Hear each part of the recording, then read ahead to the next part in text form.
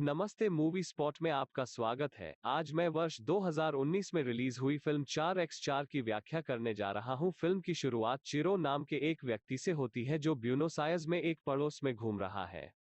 चिरो एक ठग है और जब वो अपनी रुचि की एक कार को देखता है तो वह उसमें टूट जाता है। वो कार में घुस जाता है और उसके स्टीरियो को ओवरहेड डिब्बे में चुरा लेता है। चिरो को रे बैन धूप का चश्मा और जेब मिलती है।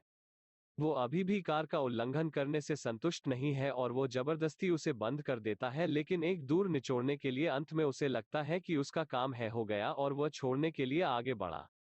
लेकिन उसने देखा और दरवाजा नहीं खुला। वो अन्य 3 दरवाजों की कोशिश करता है, लेकिन उनमें से कोई भी बिना किसी विकल्प के खुला रहता है। उसे पीछे की सीट पर जाने के लिए मजबूर किया जाता है, जहां वह कार की डिक्की को खोलने का प्रयास करता है। जब वह ऐसा करने में विफल रहता है, अंत में घबराना शुरू हो जाता है और वह कार की खिड़की को तोड़ने की सख्त कोशिश करता है, लेकिन सफलता के बिना। लेकिन अनुभवी ठग ने हार मानने से इनकार कर दिया और वो कार के दरवाजे के अंदरूनी हिस्से को तोड़ देता है और फिर दरवाजे के अंदर अपना हाथ निचोड़ लेता है और इसे खोलने की कोशिश करता है, लेकिन केवल खुद को बुरी तरह से चोट पहुंचाने के लिए। वो खून बहने लगता है, लेकिन कार का दरवाजा नहीं खुलता है। सभी विफल होने के बाद चिरो अपनी बंदूक निकालता है और सामने की खिड़की पर गोली मारता है, लेकिन गोलियां उछलती हैं और जांघ में छेद करती हैं। अत्यधिक दर्द में चिल्लाती है। अत्यधिक खून बह रहा है। चिरो अपनी शर्ट उतारता है और लपेटता है घावों के चारों ओर। अब तक कायरो दिखाई देने से बच रहा था, लेकिन बाहर किसी का ध्यान आकर्षित करने के लिए खुद को फुट हैट्रीज में गोली मारने के बाद उसे कार से बाहर निकलने में मदद करने के लिए, भले ही इसका मतलब है कि वो जेल जाएगा। सौभाग्य से एक महिला कार के बाहर दिखाई देती है और ठीक करना शुरू कर देती है। कार की खिड़की का उपयोग करते हुए उसका मेकअप उससे मदद मांगने की कोशिश करता है, लेकिन ऐसा प्रतीत होता है कि कार के बाहर की महिला चिरो को अंदर नहीं देख सकती है। वो उस पर चिल्लाती है, लेकिन महिला बिना हिले डुले निकल जाती है।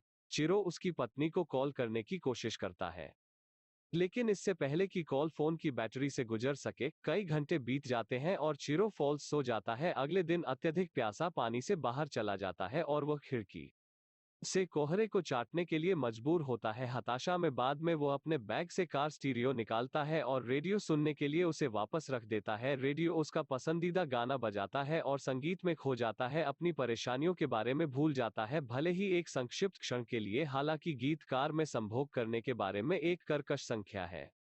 यह संयोग से चिरो की स्थिति का वर्णन करता है। यह धुंधली खिड़कियों के बारे में बात करता है और इसे पूरी रात करता है। किसी कारण से गीत उसे फिर से दरवाजा खोलने का प्रयास करने के लिए प्रेरित करता है और वो इसे प्राप्त करता है क्योंकि वो बार बार एक उपकरण के साथ दरवाजे को हिट करता है।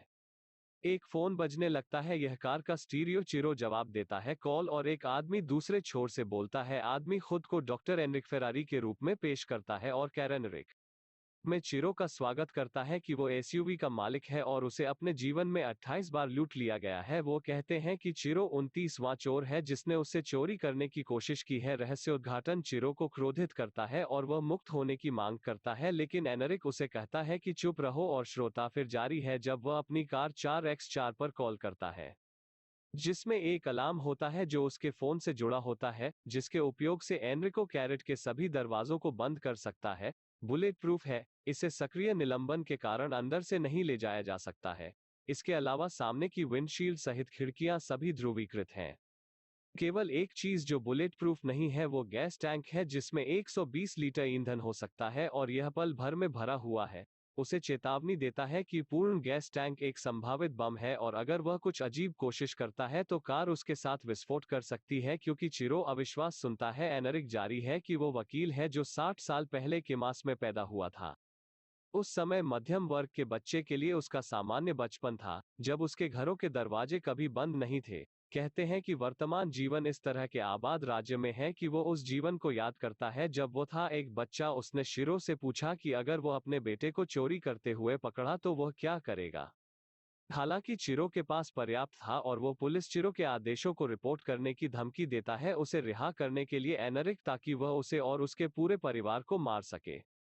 हालांकि इससे पहले कि चिरो फोन खत्म कर पाता, बाद में एनरिक एयर कंडीशनर चालू करता है और इसे सबसे कम तापमान पर ले जाता है ताकि चोर जीरोट्री को एसी बंद करने के लिए प्रताड़ित कर सके, लेकिन बिना किसी विकल्प के बिना सफलता के शेरो अपनी शर्ट उतार देता है अपने घाव से और अपने पैर को खून बहने से रोकने के लिए पहनता है। वो अपनी जीन्स के एक हिस्से को फाड़ देता है और अपने घाव के चारों ओर लपेटता है। एक अच्छे घंटे के लिए चोर को यातना देने के बाद उसे फिर से कॉल करता है और उससे फिर से पूछता है कि अगर वह अपने बेटे को चोरी करता है तो वह क्या करेगा।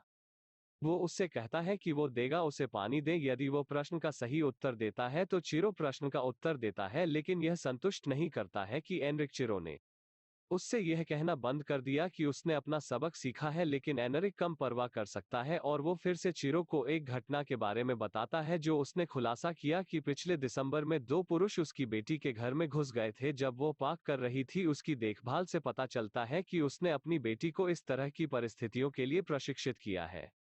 वो हमेशा टालती है, आंख से संपर्क कर रहा है और उसके पास हमेशा पैसा देने के लिए तैयार है। हालांकि प्रशिक्षण पर्याप्त नहीं था और लुटेरों ने 3 घंटे के लिए एनरिक के पोते को बंदूक रख दी। हालांकि कायरो को एनरिक की कहानियों में कोई दिलचस्पी नहीं है और उससे सवाल करता है कि किस तरह का डॉक्टर एक घायल व्यक्ति को पानी से वंचित करता है। एनरिक उसकी प्रशंसा करता है प्रश्न के लिए और उसे यह अनुमान लगाने के लिए कहता है कि वो किस तरह का डॉक्टर है। उपस चिरो के दिमाग में एक पुलिस गाड़ी आती है और उसके सुबशिरों के सामने रुक जाती है। फिर से पुलिस वाले का ध्यान आकर्षित करने के लिए आशा और प्रयास से भर जाती है, लेकिन पुलिसकर्मी उसे टिकट देता है और उसके बाद छोड़ देता है। इसे स्पष्ट रूप से चालू करने की बहुत कोशिश कर रहा है। इसे केवल एक कुंजी के बिना शुरू किया जा सकता है। इसे एक निश्चित संख्या में दबाने के बाद वो सीट बेल्ट लगाती है और गियर को रिवर्स मोड में रखती है। हालांकि गियर रिवर्स मोड में फंस जाते हैं और उसे रिवर्स में ड्राइव करने के लिए मजबूर किया जाता है।